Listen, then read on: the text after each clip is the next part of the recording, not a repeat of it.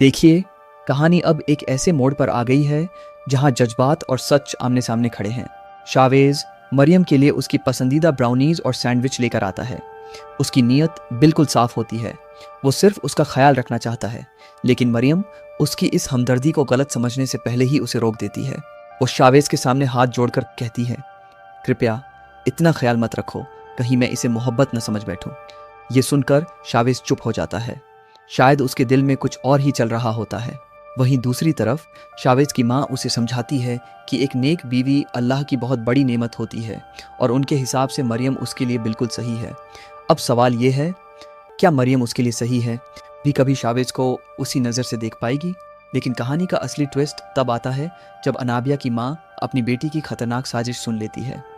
ये साजिश मरियम को नुकसान पहुंचाने की होती है। इस बार वो चुप नहीं रहती। वो तय कर लेती है कि अनाबिया की सच्चाई सबके सामने लाकर ही रहेगी। मरियम को अपनी आंटी की बात पर पूरा भरोसा होता है, क्योंकि वो पहले से ही अनाबिया के इरादों को समझ चुकी होती है।